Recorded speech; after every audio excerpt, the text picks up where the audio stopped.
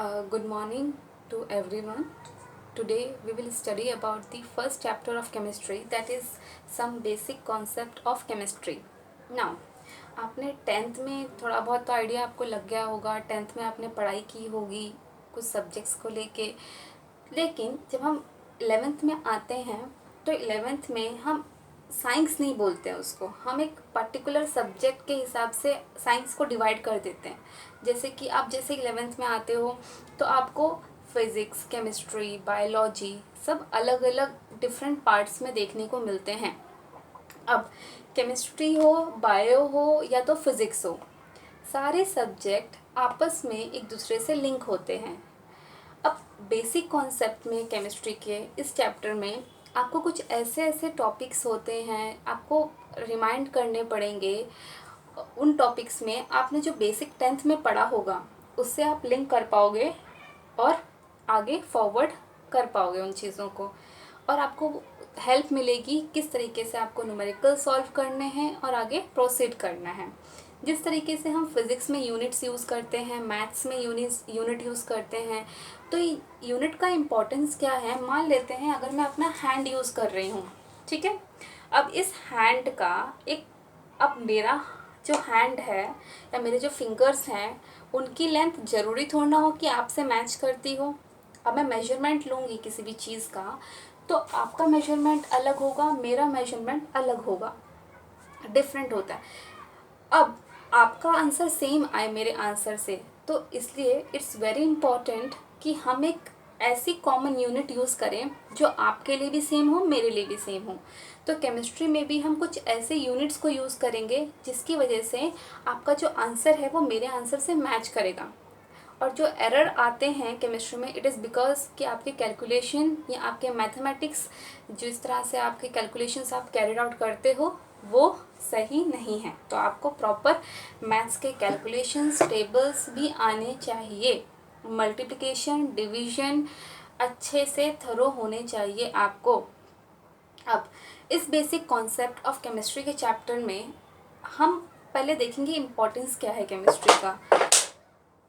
Chemistry सिर्फ एक subject नहीं है, इसको हम अपने डेली लाइफ में फॉलो करते हैं। जैसे कि एग्रीकल्चर में आप जब किसी प्लांट को ग्रो करते हो या फील्ड में अगर आप विज़िट करोगे, वहाँ पे काफ़ी प्लांट्स होते हैं जो डिफरेंट डिफरेंट तरीके से डिफरेंट सीजन्स में ग्रो किए जाते हैं।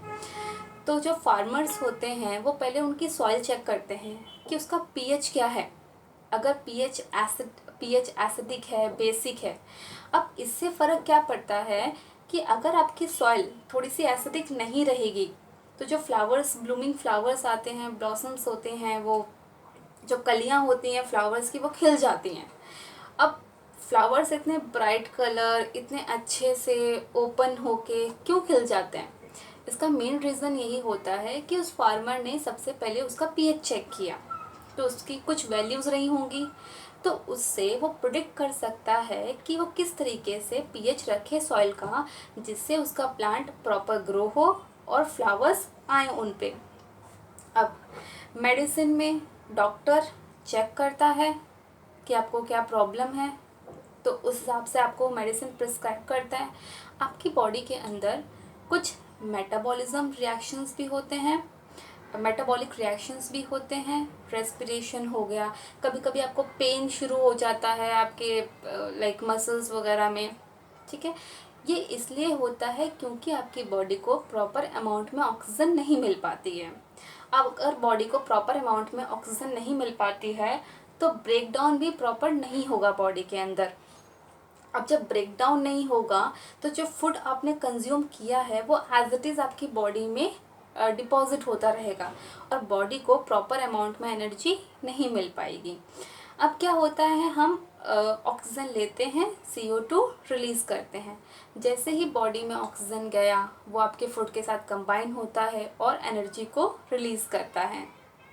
अब इसके अंदर हमारे रिएक्शंस आते हैं काफ़ी, जो एनर्जी रिलीज़ हुई है ग्लूकोज के फॉर्म में।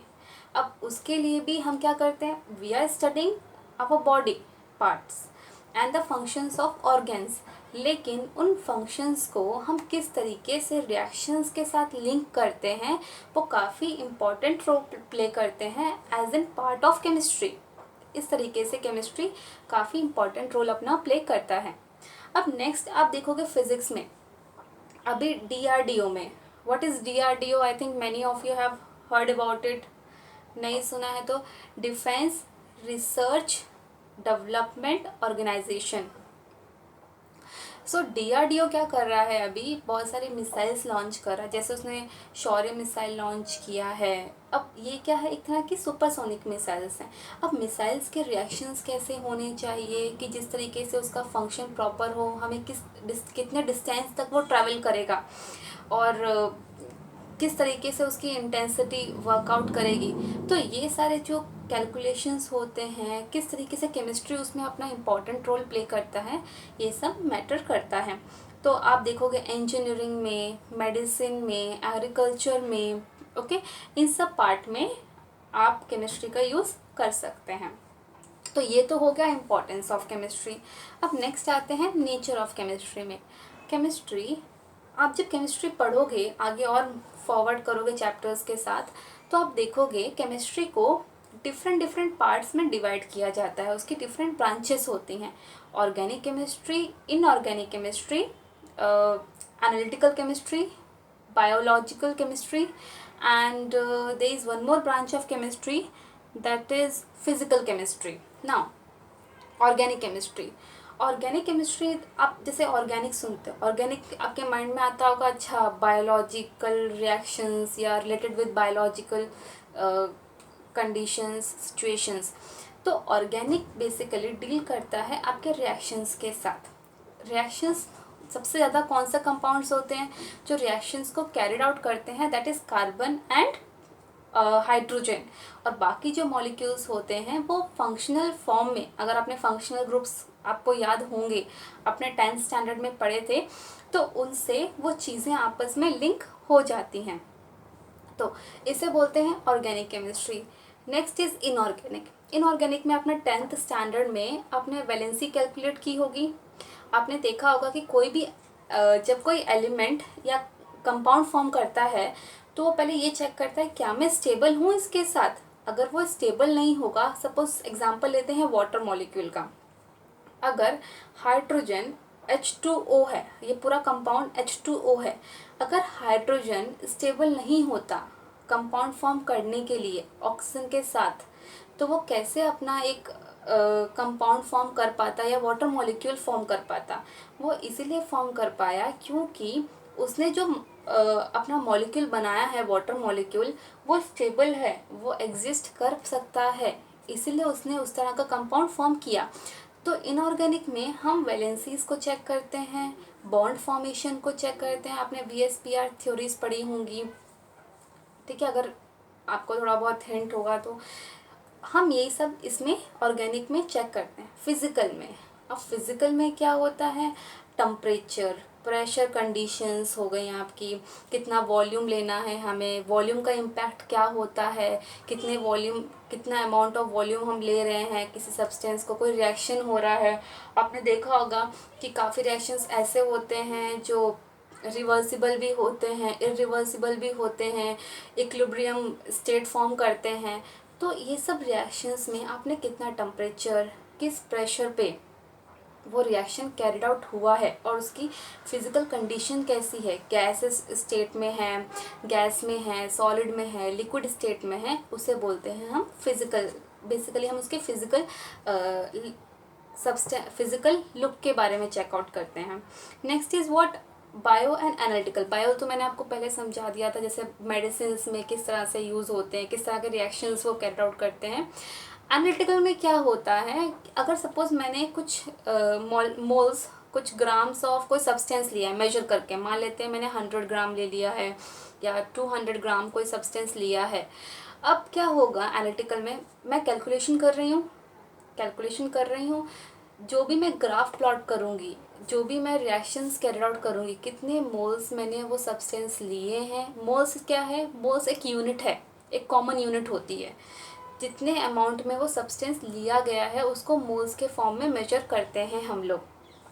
तो अब क्या होगा कि जो भी मैंने सब्सटेंस लिए हैं, अगर मैं फर्दर उसका ग्राफ प्लॉट करूँगी, रिएक्शंस कैरिड आउट करूँगी, उसमें कितने अमाउंट ऑफ वो सब्सटेंस प्रोड्यूस हुआ है वो सब चेक कर रही हूँ मैं। तो this is all your analytical. Okay, now the very important part starts from matter. Matter क्या होता है? मैटर इज़ एनीथिंग, कोई भी चीज़ मान लेते हैं हम, जैसे हम मैटर हम इसको लेते हैं, ठीक है। अब ये एक मैटर है। क्यों ये एक मैटर है?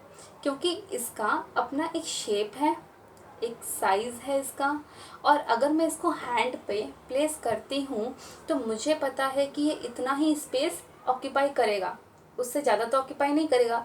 लेकिन जो ये मैटर है, क्या ये अपने आप ऐसे ही बन गया है? इसके अंदर स्मॉल स्मॉल कॉन्स्टिट्यूएंट हैं जो से कंबाइन करके एक बड़ा सा शेप दे रहे हैं, that is atoms. Atoms are the smallest particle of a matter.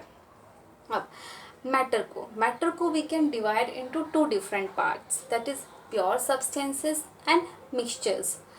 Pure substance क्या होते हैं? प्योर में जो सब्सटेंस प्रेजेंट होता है उनकी सबकी सेम प्रॉपर्टीज़ होती हैं। जैसे कि आपने डिस्टिल वाटर लिया है, कोई आपने प्योर मेटल लिया है, गोल्ड, सपोज हम गोल्ड इयरिंग्स पहनते हैं, तो वो क्या बोलता है शॉपकीपर? ये प्योर है, प्योर गोल्ड है, मतलब इसके अंदर कोई और चीज़ नहीं है, ये गोल्ड का ही है, इसमें जो भी कॉन्स्टिट्यूएंट्स, जो भी एटम्स हैं वो सारे गोल्ड के ही हैं। और distilled water, okay, distilled water में कोई दूसरे मिनरल्स, विटामिन्स नहीं प्रेजेंट होते हैं, कोई भी अनवांटेड सब्सटेंस नहीं होता है। Okay, it is a pure form of water. इसलिए आपने देखा होगा कि जब किसी को इन्फेक्शन होता है तो लोग बोलते हैं आप डिस्टिल वाटर यूज़ करो, या जब हम कभी कोई रिएक्शंस, आप जब अपने लैब वगैरह में जाओगे तो आप देखोगे आप अलग से ही एक डिस्टिल वाटर का बॉटल रखा होता है और जिसमें लिखा होता है, ठीक है, डिस्टिल वाटर करके। आप जब जाओगे रिएक्शंस करोगे लैब में तब आपको पता चलेगा आगे, ठीक है। सो प्योर सब्सटेंस क्या होता है? It is a purest form, ठीक है। Same properties regardless of their origin, उसमें सेम कॉन्स्टिट्यूएंट्स, सेम एटम्स पाए जाते हैं। Next is what? Matter, sorry, next is what? Mixture. अब मिक्सचर में क्या होता है? अब मैं मिक्सचर ले रही हूँ, सपोज मैंने गोल्ड के साथ कॉपर मिक्स कर दिया या कोई और सब्सटेंस मिक्स कर दिया, तो वो शॉपकीपर क्या बोलेगा? इसमें थोड़ा सा गोल्ड है, बाकी हमने इसमें दूसरे मेटल्स को मिक्स किया है। तो जो भी मैंने सब्सटेंस लिए हैं उनका मैंने क्या किया, एक फिक्स अमाउंट में नहीं लिया है, मैंने सबको मिला के एक मैटर बना दिया है, ठीक है। तो ये है डिफरेंस मिक्सचर के बीच में और प्योर सब्सटेंसेस के बीच में। तो हमने सबसे पहले स्टडी किया what is matter. So matter is something that occupies space and have mass and its own size, ठीक है। इस मैटर को हम डिवाइड करते हैं टू पार्ट्स में, pure substances and mixtures. Pure substance आपको समझ में आ गए होंगे, और मिक्सचर्स भी एक से ज़्यादा सब्सटेंसेस जब उसमें मिक्स किए जाते हैं, डजेंट मैटर कि कोई फिक्स अमाउंट है क्या है, बट आपने एक मिक्सचर उसका क्रिएट कर दिया है, ठीक है। अब next pure substances. Pure substances को भी हम टू पार्ट्स में डिवाइड करते हैं। प्योर सब्सटेंसेस में आता है elements and compounds. Elements and compounds में, एलिमेंट्स में आएंगे आपके metals, non metals and metalloids. अब मेटल्स तो आपने 10th में पढ़ा होगा, वाटर मेटल्स। अब कोई भी मेटल्स लोगे आप, तो मेटल्स क्या होते हैं? उनका अपना एक कलर होता है, शाइनी सरफेस होता है, मेटल को हम बीट करके उसको शेप्स दे सकते हैं, उनका साउंड होता है अपना, ठीक है। तो और बाकी प्रॉपर्टीज़ आपने शायद 10th में आपको अगर याद होगा तो आप समझ सकते हैं what are metals. Okay, non metals. अब नॉन मेटल्स क्या होते हैं? Except metals rest are non metals. Carbon हो गया, ऑक्सीजन हो गया, जो आपकी गैसेस हैं वो सारी नॉन मेटल्स आती हैं। मेटलॉइड्स, मेटलॉइड्स क्या होते हैं? जिनमें कुछ प्रॉपर्टीज़ मेटल्स की भी होती है, कुछ नॉन मेटल्स की भी होती है। आपने 10th में अपने प्रोडक्ट टेबल पढ़ी थी, उस प्रोडक्ट टेबल को डिफरेंट डिफरेंट पार्ट्स में डिवाइड किया गया था, जिसके अंदर जो फर्स्ट और सेकंड ग्रुप था वो बेसिकली इलेक्ट्रोपॉजिटिव था, जिसमें आपके मेटल्स आते हैं, और जो उनको एस ग्रुप बोलते हैं। डी ग्रुप जो था आपका पूरा वो मेटलॉइड था, उसके अंदर आपको मेटल्स और नॉन मेटल्स दोनों की प्रॉपर्टी देखने को मिलती है, लेकिन उसमें कुछ एक्सेप्शंस भी थे। नेक्स्ट आते हैं पी ब्लॉक में। पी ब्लॉक में भी आपको एक्सेप्शंस भी देखने को मिलेंगे, लेकिन सबसे ज़्यादा उसमें नॉन मेटल्स पाए जाते हैं। ठीक है, तो आपको आइडिया है थोड़ा बहुत। अब कंपाउंड्स, प्योर सब्सटेंसेस में क्या होता है, कंपाउंड्स होते हैं। कंपाउंड्स में बेसिकली क्या होता है, 2 और 3 एलिमेंट्स होते हैं जो फिक्स प्रोपोर्शन में मिक्स किए जाते हैं। मतलब मुझे ये पता रहता है कि मैंने कितने अमाउंट में कितना सब्सटेंस मिक्स किया है, और उनका एक फिक्स प्रोपोर्शन रहता है। अगर मैं कोई प्योर कंपाउंड फॉर्म कर भी रही हूँ, प्योर सब्सटेंस फॉर्म कर भी रही हूँ, तो वो एक प्रॉपर अमाउंट में जितने भी सब्सटेंस मैं ले रही हूँ उनको साथ में मिलाकर एक कंपाउंड बनाया जाता है। ठीक है, चलो स्टेट्स ऑफ मैटर तो आपको पता ही है, there are 3 states of matter, solid, liquid and gas. Solid में जो पार्टिकल्स रहते हैं, ये देखो ये सॉलिड है।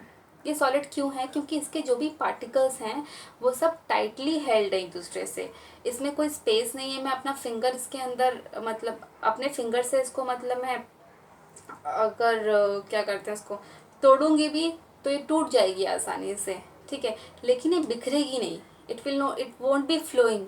ठीक है, it won't flow easily, it won't flow easily. So what actually, this is very hard. So solids are very hard, they are tough. And liquids, inside liquids you can see that you can move your hand easily, because particles inside a liquid are far away from each other, not very close to each other, but they are very far from each other. And in gases में, अब देखो gases में हम air में अपना hand आसानी से move कर पाते हैं, क्यों, क्योंकि हमें पता है कि जो पार्टिकल्स हैं they are very very far away from each other, so it's very easy for us to move our hand. Next is what, measurement of properties. Now in measurement of properties आपने आपको थोड़ा बहुत maths में idea होगा. हम volumes calculate करते हैं, area, parameter calculate करते हैं. तो हर एक सब्सटेंस की अपनी एक लेंथ होती है, ब्रेथ होती है, हाइट होती है. ठीक है, लेंथ की ऐसा यूनिट्स क्या होती है, लेंथ हो गया, मास हो गया, टाइम हो गया, current, temperature, amount of substance, luminous intensity.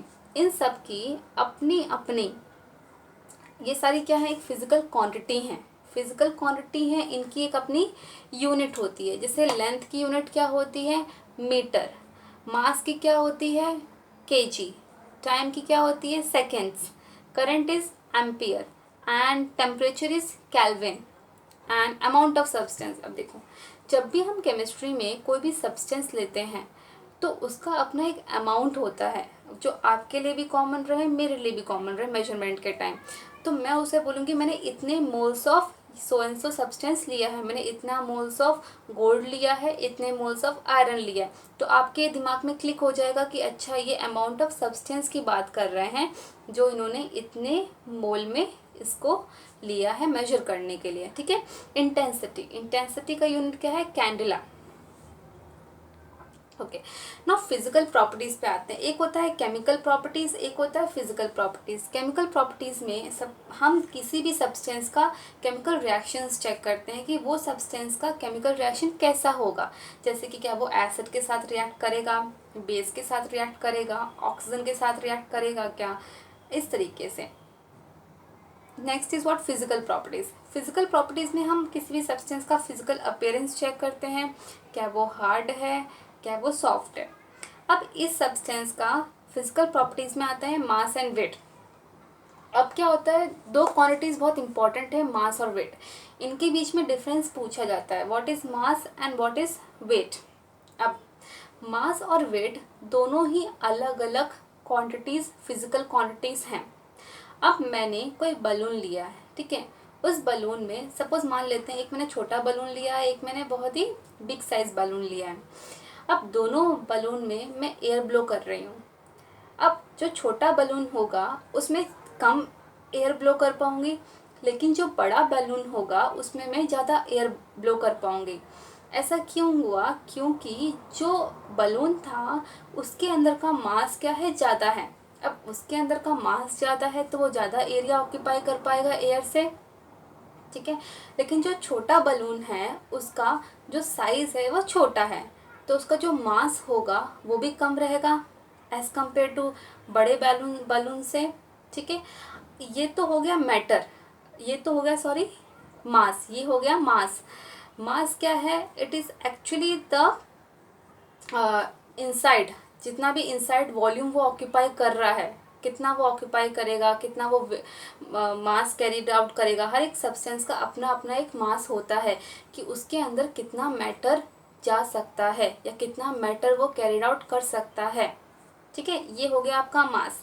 Next is wait. अगर मैंने एक स्मॉल बलून या बिग बलून दोनों को मैंने हैंग कर दिया बोथ साइड पे, ठीक है, तो आप देखोगे जहाँ पे बड़ा बलून था उसका मास ज़्यादा है, उसका मास ज़्यादा है तो वो ये जो होगा knop, ये डाउन क्यों जाएगा? ये डाउन इसलिए जाएगा क्योंकि उसका मास ज़्यादा है तो उसका वेट भी ज़्यादा होगा। लेकिन इस केस में क्या होगा? बलून का साइज छोटा है तो मास कम है और वेट क्या है? वेट भी कम है, तो इसीलिए इस साइड जो वेट है वो डाउन चला जाएगा, ठीक है। तो this is the difference between mass and weight. अब लेंथ आपको पता ही है, लेंथ इज मीटर। आप जब ये पैरामीटर में यूज़ करते होंगे, एरिया में लेंथ इनटू ब्रेथ कैलकुलेट करते होंगे, ठीक है। पैरामीटर में हर एक जो भी, चाहे वो रेक्टेंगल हो या फिर स्क्वायर हो, पैरामीटर क्या होता है? Basically sum of all the sides. जितना भी आपने कोई क्यूब लिया है, आप उस, क्योंकि स्क्वायर में क्या होता है, सारी साइड सेम होती हैं, तो पैरामीटर बेसिकली एडिशन, सारी साइड को आप ऐड कर देते हो, ठीक है। तो लेंथ मेजर करना is very important. Next is what? Volume. Volume को हमेशा मीटर क्यूब, सेंटीमीटर क्यूब में कैलकुलेट किया जाता है। अब वॉल्यूम क्या होता है? सपोज मैंने एक बकेट ली है, अब बकेट को मैंने पूरा वाटर से फिलअप कर दिया है। अब वही मैंने स्मॉल बकेट ली है, एक बिग बकेट ली और एक स्मॉल बकेट ली है। अब आपको ये तो पता है कौन सी बड़ी है कौन सी छोटी है, लेकिन अब वॉल्यूम कैसे बोलोगे कि हाँ इसका वॉल्यूम इतना है, इसका वॉल्यूम इतना है? अब वॉल्यूम क्या होता है? Basically the space which is occupied by a substance, ठीक है।